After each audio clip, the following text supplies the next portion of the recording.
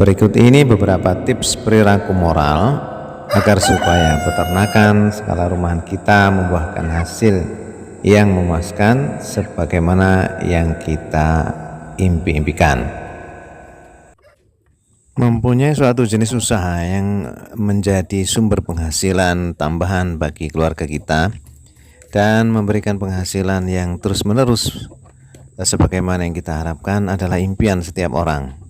Untuk dapat menuju pada pencapaian hasil yang seperti itu, tentu kita memerlukan usaha-usaha secara fisik dan secara moral juga. Usaha fisik saja tentu saja tidak cukup untuk mempertahankan kualitas atau produktivitas dari hasil peternakan kita tersebut. Maka usaha fisik ini juga harus didukung dengan usaha moral. Namun kadangkala kita tidak mengetahui bagaimana perilaku moral kita untuk mendukung usaha kita tersebut agar berjalan dengan lancar dan tidak mengalami halangan-halangan yang berarti. Bahkan seringkali perilaku moral kita itu bertentangan dengan apa yang seharusnya kita lakukan.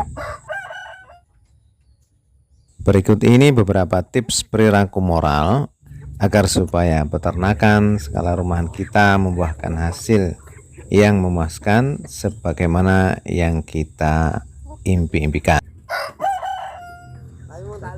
Perilaku yang pertama yang harus kita jaga adalah kita menjaga hubungan baik dengan hewan-hewan piaraan kita. Hewan-hewan piaraan kita adalah partner atau pekerja kita yang ikhlas. Mereka tidak pernah meminta gaji kepada kita, tetapi hasil kerja mereka selalu diberikan kepada kita tanpa mereka minta sedikit pun, baik itu berupa telur atau DOC atau bahkan nyawa dan daging-daging mereka pun mereka korbankan untuk kita para pemiliknya. Nah, maka dengan pengorbanan mereka itu kita harus menghargai mereka dengan baik. Menjaga hubungan baik dengan mereka adalah syarat tercapainya sukses di dalam usaha skala rumahan kita ini. Lalu bagaimana cara menjaga hubungan baik dengan hewan-hewan peliharaan kita itu atau dengan ayam-ayam kita itu? Yang pertama, kita harus memberikan mereka tempat yang baik, tempat yang layak yang bisa mereka gunakan untuk berteduh ketika panas dan hujan, dan juga berlindung dari terpaan angin dan juga rasa dingin di waktu malam hari.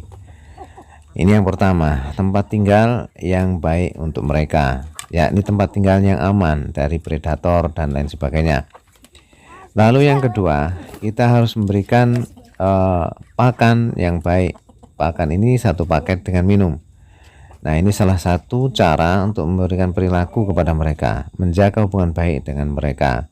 Kita berikan pakan sebagaimana yang dibutuhkan. Masalah pakan dan minuman ini sudah pernah saya bahas di video yang terdahulu. Lalu menjaga hubungan baik dengan ayam-ayam kita itu yakni dengan memperlakukan mereka dengan baik. Jangan sampai mereka disakiti ya. Walaupun tentu saja ada saja hewan-hewan peliharaan kita itu yang nakal atau bertingkah terlalu agresif dan lain sebagainya, tetapi kita harus selalu bersabar terhadap mereka karena mereka hakikatnya adalah partner bisnis kita atau pekerja-pekerja kita yang bekerja dengan ikhlas dan memberikan seluruh hasil kerja mereka kepada kita pemiliknya. Trik yang kedua atau tips yang kedua, yakni kita menjaga hubungan baik dengan orang-orang yang berinteraksi dengan kita. Nah, orang-orang yang berinteraksi dengan kita dengan sebab adanya peternakan ayam skala rumahan ini kita bagi menjadi 3 golongan. Yakni yang pertama, orang-orang yang menjual barang kepada kita. Ini bisa berupa pedagang-pedagang pakan di pasar-pasar atau pedagang-pedagang alat-alat yang kita perlukan untuk peternakan ayam skala rumahan kita. Kita harus menjaga hubungan baik dengan mereka. Jangan sampai kita mengecewakan mereka atau membuat sesuatu yang dapat mencederai rasa percaya mereka kepada kita. Ketika kita melakukan jual beli atau kita bahkan mungkin berhutang sesuatu kepada mereka, maka kita tetap harus menjaga komitmen. Waktunya bayar harus dibayar. Jangan sampai molor-molor sehingga mereka tidak lagi percaya kepada kita. Kemudian orang-orang yang berinteraksi dengan kita yang kedua itu adalah orang-orang yang membeli hasil produk kita atau orang-orang yang membeli hasil dari peternakan skala rumahan kita. Kita harus menjaga hubungan baik dengan mereka. Caranya bagaimana? Caranya tentu dengan selalu menjaga komitmen yang sudah kita buat dengan mereka. Apabila kita membuat satu janji, ya, kita akan menjual kepada si A, maka barang tersebut harus kita persiapkan untuk si A. Jangan sampai kita berjanji untuk menjual kepada si A, lalu setelah tiba waktunya atau setelah ayam-ayam kita itu siap dijual atau DOC kita siap dijual, maka kita jual dengan si B. Nah, inilah satu perilaku buruk yang akan dapat merusak citra peternakan kita, bahkan merusak citra diri kita sendiri. Ini sangat membahayakan dalam usaha bisnis peternakan skala rumahan kita itu. Karena dengan demikian, maka pembeli tersebut merasa kecewa, dan kekecewaan ini bisa dilampiaskan dengan doa-doa buruk, bahkan ini akan menyebar dari mulut ke mulut. Ini menyebabkan orang lain juga akan membenci diri kita.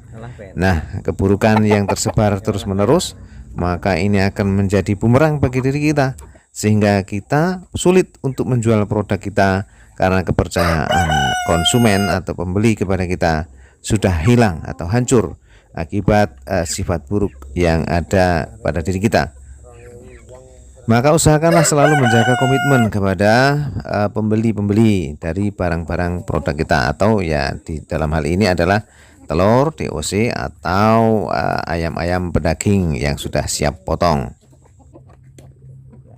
Menjaga hubungan baik kepada manusia yang ketiga, yakni kepada tetangga-tetangga kita.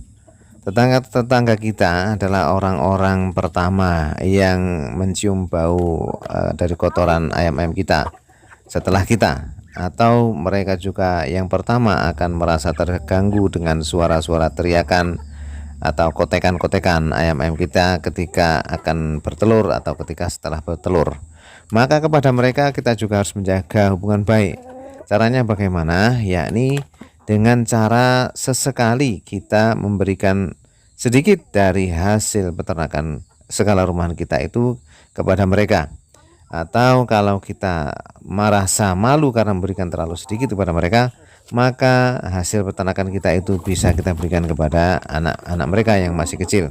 Contohnya mungkin kita akan memberikan berupa telur, atau kita bisa juga memberikan sedikit DOC untuk untuk piaraan mereka lah, untuk beri anak-anak mereka. Atau kita juga bisa mensedekahkan ayam yang sudah kemanggang. Nah, ini lebih menyenangkan lagi. Kalau ayam kemanggang itu sudah dimasak dengan bumbu yang sedap dan sudah dibakar umpamanya, ditambah lagi dengan sambal dan lalapannya, lalu kita hantarkan sesekali saja kepada tetangga-tetangga kita yang tentunya merasakan juga kebisingan dari teriakan-teriakan ayam-ayam kita, juga merasakan juga dari bau kotoran ayam kita kalau berbau ya. Nah, ini juga salah satu perilaku positif yang harus kita jaga, yakni memberikan sedikit sedekah dari hasil peternakan skala rumahan kita kepada tetangga-tetangga terdekat kita. Nah, dengan perilaku positif ini, maka secara otomatis mereka, tetangga-tetangga kita itu akan memberikan feedback kepada kita berupa doa baik untuk peternakan kita. Nah, doa-doa baik mereka ini adalah satu masukan yang luar biasa kepada kita agar peternakan kita berjalan dengan lancar dan memberikan hasil yang memuaskan secara terus-menerus dan berkelanjutan.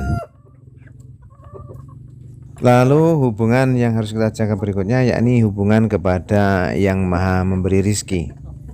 Nah, kalau kita beragama Islam tentu tahu siapa yang maha memberi rizki, yakni Allah Subhanahu wa Ta'ala. Tetapi untuk orang beragama lain, ya sebut saja Tuhan yang Maha Esa. Ini sebenarnya hakikatnya sama. Tuhan Allah Subhanahu wa Ta'ala adalah zat yang maha memberi rizki. Maka kita harus tetap selalu menjaga hubungan baik dengan Allah Subhanahu wa Ta'ala di dalam setiap saat dan keadaan, apalagi berkenaan dengan rezeki yang sudah diberikan kepada kita, yakni berupa peternakan ayam skala rumahan yang sudah membuahkan hasil atau yang baru akan kita mulai. Nah, bagaimana cara menjaga hubungan baik dengan yang maha memberi rezeki ini? Yakni dengan menunaikan hak-hak dari zat yang maha memberi rezeki ini di atas hak yang lainnya. Apabila kita sedang melakukan satu pekerjaan di dalam kandang kita, umpamanya kita sedang memberi makan atau kita sedang membersihkan kandang atau apa sajalah kegiatan di dalam kandang tersebut, maka apabila panggilan dari zat yang maha memberi rezeki ini datang, maka kita harus memenuhi panggilan tersebut. Ya, kalau orang Islam ya katakanlah ada suara azan ya, ada suara azan, maka kita letakkan dulu alat-alat kerja kita yang kita gunakan untuk memelihara ayam-ayam kita tersebut, baik ketika memberi makan ataupun ketika membersihkan kandang atau apa saja. Kita tinggalkan sebentar, kita penuhi dulu panggilan zat yang maha memberi rezeki tersebut, karena hakikatnya ayam-ayam kita, peternakan kita, atau apa saja kepunyaan kita itu adalah hasil pemberian dari Allah Subhanahu wa taala. Dan sebenarnya dialah yang mengatur apakah usaha kita itu, peternakan kita itu akan memberikan hasil atau sebaliknya memberikan kerugian. Maka selayaknya lah hak dari zat yang maha memberi rezeki ini kita utamakan. Jangan sampai gara-gara rezeki yang diberikan kepada kita sehingga kita menjadi lupa kepada yang memberi rezeki. Alangkah tidak terpujinya sifat seperti itu. Nah, maka untuk menjaga agar supaya kelanggengan dari produktivitas ayam-ayam kita, piaraan kita tersebut, yakni dengan cara selalu mendahulukan hak dari zat yang maha memberi rezeki.